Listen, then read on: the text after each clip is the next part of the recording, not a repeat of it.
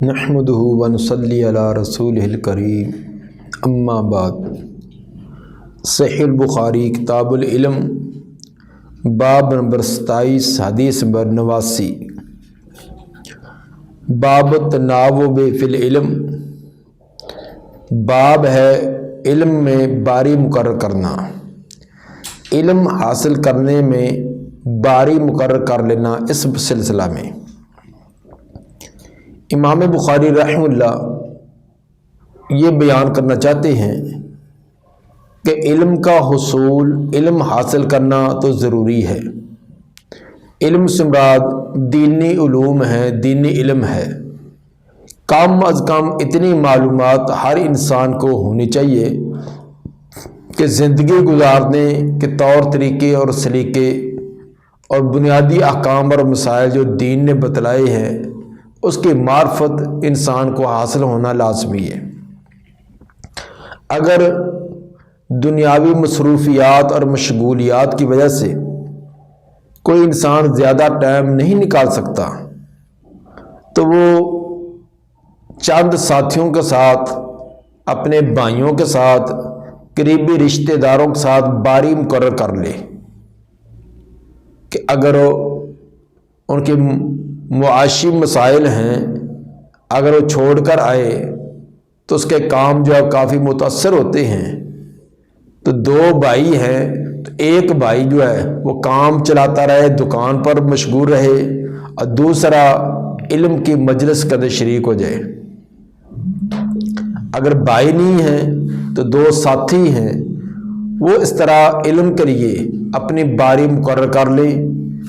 کہ ایک آدمی وہ علمی مجلس میں جائے اور دوسرا کام اور اپنا زراعت ہے، دکان ہے، تجارت ہے، جو بھی سلسلہ ہے اس کو چلائے، اور جو علم حاصل کرنے کے لیے گیا ہے وہ واپس آ کر تمام معلومات دوسرے ساتھی کو بتلائے، سکھلائے۔ اس طرح ان کا جو ذریعہ معاش ہے وہ بھی چلتا رہے گا اور علمی معلومات بھی حاصل کرتے رہیں گے۔ آج کے دور میں تو یہ چیز علم کا حاصل کرنا کوئی مشکل کام نہیں رہا۔ یہ تو پہلے تھا جب اتنے اسباب اور وسائل نہ تھے۔ آج کتب کی شکل میں، کیسٹ کی شکل میں، جگہ جگہ علماء کی صورت میں، اور رہتی سہتی جو کثر وہ موبائل نے نکال دی ہے، نیٹ ہر جگہ موجود ہے، تو ان کے ذریعے بہت ساری دینی معلومات انسان آسانی سے حاصل کر سکتا ہے۔ تو بہرحال ذوق اور شوق ہو تو علم کے حاصل کرنے کے آج کے دور کے اندر کوئی مسائل نہیں ہیں، تو علم حاصل کرنا یہ ضروری اور اہم ہے۔ باب التناوب فی العلم، باب ہے علم حاصل کرنے میں باری مقرر کر لینا۔ قال حدثنا ابو الیمان قال اخبرنا شعیب عن الزہری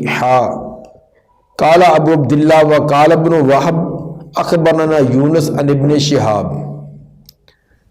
یہ تحویل کی ہے، پہلے اس کے بارے میں تفصیلی بات ہو چکی ہے کہ دو سندیں ہوتی ہیں، تو محدثین کا یہ طریقہ کار ہے کہ وہ جہاں سے سند پیچھے مختلف ہوتی ہے اس کو تحویل کر کے آگے پھر مختلف سند کو بیان کر کے آگے پھر اکٹھی کر دیتے ہیں،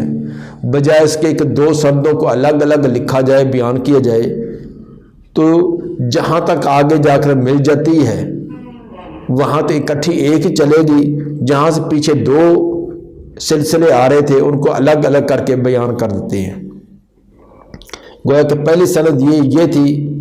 کہ امام بخاری کے استاد ابو الیمان فرماتے کہ اخبرنا شعیب، اور شعیب آگے ان زہری امام زہری سے بیان کرتے ہیں۔ دوسری سند کے اندر امام بخاری فرماتے ہیں کہ وقال ابن وہب، ابن وہب فرماتے اخبرنا یونس، کہ ہمیں خبر دی یونس نے، اور یونس بیان کرتے ہیں ابن شہاب، ابن شہاب سے مراد امام زہری ہی ہیں۔ گویا کہ پیچھے والی سند میں امام زہری سے لینے والے شعیب تھے اور اس قدر امام زہری سے بیان کرنے والے یونس ہیں۔ آگے سند اکٹھی ہو جاتی ہے۔ ان عبیداللہ ابن عبداللہ ابن ابی ثور ان عبداللہ ابن عباس ان عمرہ قال کنت انا وجار لی من الانصار۔ حضرت عمر رضی اللہ تعالیٰ عنہ فرماتے ہیں کہ میں اور میرا ایک انصاری ہمسایہ ساتھی فی بنی امیہ بن زید، جو بنو امیہ بن زید کے اندر رہائش پذیر تھے، ان کے محلے میں رہتے تھے۔ انصاری ساتھی سمرات اتبان بن مالک رضی اللہ تعالیٰ عنہ ہیں۔ نبی صلی اللہ علیہ وآلہ وسلم نے مہاجرین اور انصار کی جب مواخات بھائی چارہ قائم کرایا تھا تو ان میں حضرت عمر رضی اللہ تعالیٰ عنہ کا بھائی چارہ وہ اتبان بن مالک کے ساتھ ہوا تھا، اور ان کی رہائش مسجد نبوی سے کافی دور فاصلے پر ایک بنو امیہ بن زید ان کا ایک محلہ تھا، یا الگ سے ان کا ایک چھوٹا سا گاؤں تھا، تو وہاں تھی۔ حضرت عمر رضی اللہ تعالیٰ عنہ ان کے ساتھ وہاں رہتے تھے۔ وحیہ من اوال المدینہ، اور یہ بنو امیہ بن زید کا جو محلہ یہ مدینے کے اوالی میں سے تھا۔ اوالی جو مدینے کے اطراف کے اندر چھوٹے چھوٹے جو ہے وہ ڈیرے نما تھے، جس طرح کہ آج کل بھی دیہاتوں میں ایک بڑا دیہات ہے، دیہات کے ساتھ لوگوں نے اپنے اپنے کھیتوں کے اندر دو دو گھر، تین تین گھر، چار چار گھر کے ڈیرے بنائے ہوتے ہیں، اپنی رہائشیں بنائی ہوتی ہیں۔ وَكُنَّا نَتَنَاوَبُ النُّزُولَ عَلَى رسول اللہ صلی اللہ علیہ وسلم، ہم باری مقرر کرتے تھے رسول اللہ صلی اللہ علیہ وسلم کے پاس آنے کی۔ ہم نے باری مقرر کی تھی، ایک دن میں آپ کی خدمت میں آتا اور میرا انصاری بھائی کام کاج کرتا، ایک دن میں کام کاج میں مصروف ہوتا، وہ آتا۔ ینزل یومن وانزل یومن، ایک دن وہ نازل ہوتا اور ایک دن میں اترتا، میں آتا۔ نازل ہونے سے بعد آپ کی مجلس میں حاضر ہونا، ایک دن وہ انصاری کے باری ہوتی، ایک دن میری۔ فَإِذَا نَزَلْتُ جِئْتُ بِخَبَرِ ذَلِكَ الْيَوْمِ مِنَ الْوَحْيِ وَغَيْرِهِ، جب میری باری ہوتی میں آپ کے ہاں آتا تو میں خبر لے کر آتا اس دن کی، وحی کی اور دیگر معلومات کی، جو نبی صلی اللہ علیہ وآلہ وسلم پر نئی وحی نازل ہوئی ہوتی، یا آپ نے جو کہ معاملہ آپ کی مجلس میں ہوا ہوتا، کسی نے سوال کیا آپ نے جواب دیا، کوئی پیش واقعہ آیا ہوتا، وہ سب جا کر میں اپنے ساتھی کو بتلاتا۔ وَإِذَا نَازَلَ فَعَلَ مِثْلَ ذَلِكَ، جب وہ آپ کی خدمت میں آتے تو وہ بھی ایسے کرتے کہ جو آپ کی مجلس میں کوئی معلومات ہوتی ہے، علمی باتیں ہوتی ہیں، وہ جا کر مجھے بتلاتے۔ اس سے ایک بات ثابت ہوگی کہ خبر واحد حجت اور دلیل ہے کہ ایک آدمی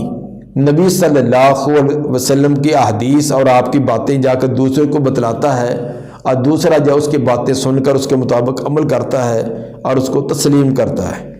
تو ثابت ہوا کہ خبر احاد خبر واحد حجت اور دلیل ہے۔ تو بعض لوگوں کا یہ کہنا کہ خبر واحد حجت نہیں ہوتی، یہ ایک احادیثوں کو، بہت سارے احادیثوں کو ٹھکانے لگانے کا ایک طریقہ نکالا ہے، اپنے مذہب کو، اپنے نظریے کو بچانے کے لیے یا اپنے مفادات کو بچانے کے لیے احادیث کو ایک سائڈ پر لگانے کا ایک طریقہ نکالا کہ جو ان کے نظریے، سوچ اور فکر کے مطابق نہیں ہے، اس کو خبر واحد کہہ کر اس کو ٹھکرا دیا۔ اس سے یہ بات بھی ثابت ہوئی کہ طلباء جو دینی تعلیم حاصل کریں یا دنیاوی تعلیم حاصل کریں تو ان کو اپنے تعلیمی اوقات میں سے کچھ وقت نکال کر اپنے معاش کا اہتمام کرنا، یہ بھی درست ہے۔ صحابہ کرام کے دور میں یہ طریقہ تھا، خود نبی صلی اللہ علیہ وآلہ وسلم کو بھی معلوم تھا کہ ایک دن حضرت عمر رضی اللہ تعالیٰ عنہ آتے ہیں، ایک دن ان کا ساتھی آتا ہے، تو آپ نے یہ نہیں کہا کہ تم دونوں آیا کرو، کاروبار چھوڑ دو، دنیا کا دھندا چھوڑو، آ کر دین سیکھا کرو، یہ آپ نے تعلیم نہیں دی، بلکہ آپ نے ان کے طریقے کو درست رکھا کہ ایک پیچھے کام کاج کرے، اپنے مال مویشی کو سنبھالے، دوسرا علم حاصل کرے۔ تو اس میں درس اور سبق یہ دیا کہ علم حاصل کرنے والے جو طالب علم ہیں ان کو اپانج بن کر نہیں بیٹھ جانا چاہیے، اپنے والدین، اپنے بڑے بھائیوں، اپنے چچا یا ماموں جو ان کے اخراجات برداشت کرتے ہیں انہی کے پر بوجھ بن جائیں، تو بلکہ اپنے اوقات میں سے کچھ نہ کچھ وقت نکال کر اپنا معاش کا کوئی نہ کوئی اہتمام انتظام کرنا چاہیے۔ بہت سارے اصلی تعلیم کے لیے بیرون ملک جو جاتے ہیں تو اپنے کچھ نہ کچھ ٹائم نکال کر محنت مشقت اپنی مزدوری اپنا کام کرتے ہیں اور اپنی تعلیم کے اخراجات وہ خود برداشت کرتے ہیں۔ تو بہت سارے ایسے ہیں بڑے بڑے جو عہدوں پر کام کر رہے ہیں، تو انہوں نے ایسے ہی کسی نے ہوٹل میں، کسی نے کسی جگہ، کسی نے کسی جگہ کوئی نہ کوئی 2 گھنٹے 3 گھنٹے کی جاب کر کے تو اپنے اخراجات وہ خود پورے کرتے رہے ہیں۔ تو آج کے دور کے اندر ہمارے اندر یہ بڑی سستی اور کوتاہی ہے، دینی تعلیم حاصل کرنے والوں میں بھی اور اصلی تعلیم حاصل کرنے والوں میں بھی۔ تو سمتے کام پڑھتے ہیں، بس اب ہم ہر چیز سے فارغ ہیں، کسی چیز کو کام کو ہاتھ لگانا یہ ہمارے لیے یہ ایک عیب ہے اور نقص ہمارے لیے سمجھا جائے گا۔ اور والدین نے بھی اپنے اولادوں کو اسی ڈگر پر لگایا ہوا ہے کہ یہ پڑھتا ہے، یہ پڑھتا ہے، یہ پاڑھا ہے، انہوں نے ہاتھ نہ دینا۔ نتیجہ یہ نکلتا ہے دھوبے کا کتا نہ گھر کا نہ گھاٹ کا، نہ تعلیم کے میدان میں وہ کامیاب ہوا نہ کوئی اس کو پیش آتا ہے۔ تو یہ کوئی عیب نہیں ہے، ٹھیک ہے تعلیم حاصل کرے تو جو اس کے والد کا پیشہ ہے، دکاندار ہے، اس کی دکان پر جا کر بیٹھے، دکان کا طریقہ سیکھے۔ کوئی اور جو والد اس کا کام کرتا ہے تو ٹھیک ہے، اگر بڑے عہدے پر کسی اور کام میں جائے گا تو اس کو ترک کر دے، اگر وہ نہیں ہے تو کم از کم باپ والا سلسلہ تو جاری رکھے۔ تو یہ ہمارے اسکولوں کالجوں میں اور مدارس کے اندر یہ فن سکھلانے کا یہ ہنر بھی ہونا چاہیے۔ تو پہلے تو ہمارے مدارس کے اندر یہ طب کا یا خطاطی کا یا اور نہیں تو کم از کم یہ سلائی کا، درزی جو ہے یہ سلسلے سکھلائے جاتے تھے، لیکن آج وہ بھی تمام سلسلے چھوڑ دیے گئے ہیں۔ تو بہرحال یہ ہمارے اسکولوں کے اندر بھی یہ سلسلہ ہونا چاہیے کہ فن سکھلائے جائیں، اگرچہ ہے لیکن وہ اس حد تک نہیں ہے، مدارس میں بھی ہونے چاہیے۔ اور آج تو بہت سارے کام ہیں، الیکٹریشین کے بہت سارے کام ہیں، وہ کوئی فن سکھلا دیا جائے۔ اور اسی طرح اس کے کمپیوٹر کے بہت سارے سلسلے ہیں وہ سکھلا دی جائیں، تو انسان کے ایک معاش کا مناسب ذریعہ بھی بن جاتا ہے۔ بہرحال بات یہ ہو رہی تھی کہ حضرت عمر رضی اللہ تعالیٰ عنہ نے اپنے ساتھی اتبان بن مالک رضی اللہ تعالیٰ سے یہ باری مقرر کی تھی، ایک دن وہ علم کے لیے جاتے، ایک دن وہ۔ فنازل صاحبی الانصاری یوم نوبت ہی، ایک دن آیا میرا ساتھی انصاری اپنی باری کے دن، اپنی باری کے دن وہ نبی صلی اللہ علیہ وسلم کی مجلس میں آیا۔ جب مجلس سے ہو کر واپس گیا فضارب بابی ضربا شدیدا، اس نے دروازے کو کوٹا، بڑے سخت قسم کا، زور زور سے دروازے کو دستک دے رہے ہیں، جس طرح انسان گھبرایا ہوا پریشان حالت میں ہوتا ہے تو اس کا جلدی زور زور سے ہاتھ مار کرنا دستک دی جا رہی ہے۔ فقال اثما ہوا، اور پوچھ رہا تھا کیا وہ یہاں ہے، کیا وہ یہاں ہے۔ ہوا سے مراد حضرت عمر رضی اللہ تعالیٰ عنہ کی طرف اشارہ تھا، کیا حضرت عمر یہاں موجود ہیں؟ دروازہ بھی کوٹا جا رہا ہے، کھٹکھٹایا جا رہا ہے، اور ساتھ آواز بھی کہ وہ یہاں موجود ہے، یہاں موجود ہے، جس طرح انسان بڑا ہی کوئی ایمرجنسی کا معاملہ ہو تو وہ دستک بھی زور زور سے دیتا ہے، آوازیں بھی دیتا ہے۔ ففزعت، حضرت عمر رضی اللہ تعالیٰ فرماتے ہیں میں اس کی یہ کیفیت اور آوازیں سن کر گھبرا گیا، کوئی خیر نہیں ہے، کوئی معاملہ کوئی ٹیڑھا ہو گیا ہے۔ فخرجت الیہ، تو میں نکلا اس کی طرف۔ فقال قد حدث امر عظیم، اس نے بتلایا کہ ایک بڑا معاملہ پیش آ چکا ہے، ایک بہت بڑا معاملہ پیش آ گیا۔ وہ معاملہ کیا تھا راوی نے یہاں اختصار کر دیا ہے، دوسری جگہ اس کی تفصیل ہے۔ یہ روایت امام بخاری 10 جگہ لائے ہیں، اس کے علاوہ بھی 9 جگہ ہے، تو دوسری جگہ اس کی تفصیل بھی آتی ہے، تو وہ آگے یہ روایات کے اندر آ جائے گی اس کی تفصیل۔ مختصر یہ ہے کہ نبی صلی اللہ علیہ وآلہ وسلم کسی وجہ سے اپنی بیویوں سے ناراضگی کا اظہار کر کے آپ علیحدگی ایک بالا خانے کے اندر آپ وہاں تشریف لے گئے، تو لوگوں کے اندر مشہور یہ ہو گیا کہ آپ نے بیویوں کو طلاق دے دی ہے، حالانکہ طلاق نہیں دی تھی، ویسے جیسے گھر میں کوئی معمولی معاملہ ہوتا ہے، آپ نے زجر و تبیخ اور تنبیہ کے لیے تھوڑی سی علیحدگی کی۔ تو جب حضرت اتبان بن مالک رضی اللہ تعالیٰ کو پتہ چلا، وہ بھی بڑے گھبرا گئے، پریشان، تو وہ بھاگے آئے، چونکہ حضرت عمر رضی اللہ تعالیٰ عنہ کی بیٹی حضرت حفصہ رضی اللہ تعالیٰ عنہ وہ بھی نبی کے نکاح میں تھی، تو جب طلاق کی بات سنی تو اس نے کہا کہ میرے بھائی جو دینی بھائی میرے بنے ہیں اس کی بیٹی کو بھی طلاق ہوگی، تو بڑی کوفت والا اور بڑی پریشانی والا معاملہ، اس لیے بھاگے جا کر انہوں نے اطلاع یہ دی کہ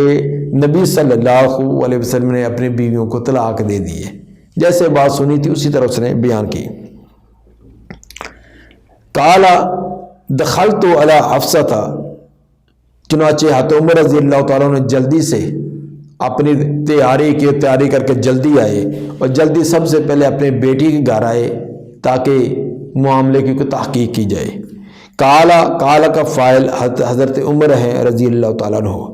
حضرت عمر رضی اللہ تعالیٰ فرماتے ہیں دخلت علی حفصہ، میں داخل ہوا حضرت حفصہ پر، فیضا ہے تب کی، اچانک وہ رو رہی تھی، جب میں اس کے گھر میں آیا تو وہ زاروں کتار رو رہی، تو مجھے اور زیادہ اس بات کا یقین ہو گیا کہ واقعی ایسا ہی معاملہ ہے۔ وقلت طلقکن رسول اللہ صلی اللہ علیہ وسلم، میں نے پوچھا کیا اللہ کے رسول نے آپ کو طلاق دے دی ہے؟ آپ رو رہی ہیں، تو جو میں نے خبر سنی ہے کیا اسی طرح طلاق دے دی ہے؟ قالت لا ادری، انہوں نے کہا کہ یہ نہیں پتا کہ طلاق دی یا نہیں، بہرحال آپ ناراض ہو گئے، آپ نے علیحدگی اختیار کی ہے، یہ مجھے بھی نہیں علم کہ طلاق ہے، یہ طلاق نہیں ہے۔ ثم دخلت علی النبی صلی اللہ علیہ وسلم، پھر میں داخل ہوا نبی صلی اللہ علیہ وسلم کے ہاں، اس کے بعد میں ڈائریکٹ نبی کے پاس گیا تاکہ میں آپ سے اس کی تحقیق کروں۔ فقلت وانا قائم،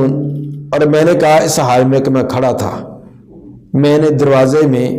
جس بالا خانے کے اندر آپ تھے میں وہاں پہنچا، اور دروازے میں کھڑے میں نے یہ سوال کیا اطلقت نساءک، کیا آپ نے اپنی بیویوں کو طلاق دے دی ہے؟ قال لا، آپ نے فرمایا کہ نہیں، طلاق نہیں دی۔ فقلت اللہ اکبر، میں نے خوشی میں آ کر کہ شکر ہے کہ جو ایک بڑی گھبراہٹ اور پریشانی تھی طلاق والی وہ تو بات نہیں ہے، باقی غصہ ناراضگی جو وہ تو معاملہ کچھ نہ کچھ سیٹ ہو ہی جائے گا، لیکن جو بڑی ایک کوفت تھی کہ شاید طلاق دے دی وہ وہاں تک نوبت نہیں پہنچی۔ قلت اللہ اکبر، میں نے کہا اللہ بہت بڑا ہے، یعنی اللہ کی تعریف کی اور خوشی کے موقع پر ایسا اظہار کیا جاتا ہے۔ اس پورے واقعے سے امام بخاری رحمہ اللہ نے یہ ثابت کیا کہ حضرت عمر رضی اللہ تعالیٰ عنہ انہوں نے بھی باری مقرر کی ہوئی تھی، چونکہ جب ہجرت کر کے مدینہ میں آئے ہیں تو حالات اس وقت مالی حالات بہت ہی تنگ تھے، پھر جو ان کا بھائی انصاری تھا اتبان بن مالک، وہ بھی کوئی اتنا زیادہ مال و دولت والے نہیں تھے،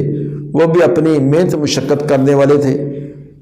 تو اگر وہ دونوں علم کے لیے آ جاتے تو پیچھے کاروبار جو تھوڑا بہت تھا وہ بھی بند ہو جاتا، اس لیے ایک جب وہ مال مویشی کو چرانا ہے، ان کے چارے کا انتظام ہے، باقی جو ضروریات گھر میں ہوتی ہے ان کا اہتمام کرتے اور ایک وہ مجلس میں آتے، تو ثابت یہ ہوا کہ علم حاصل کرنا اس کی پوری کوشش کرنی چاہیے، اگرچہ اس کے اندر باری مقرر کر کے ہی کسی نہ کسی انداز سے وہ علم کا کوئی نہ کوئی راستہ نکالنا چاہیے۔ دعا ہے کہ اللہ تعالیٰ ہمیں نبی صلی اللہ علیہ وآلہ وسلم کے فرامین کو جس طرح صحابہ کرام نے ذوق اور شوق سے حاصل کیا، حتیٰ کہ باریاں مقرر کر کر کے بھی انہوں نے علم کو جانے نہیں دیا بلکہ علم کے ساتھ تعلق مضبوط رکھا ہے، ہمیں بھی اسی طرح علم حاصل کرنے کی توفیق عطا فرمائے۔ سبحان ربک رب العزت عما یصفون والسلام علی المرسلین والحمد للہ رب العالمین۔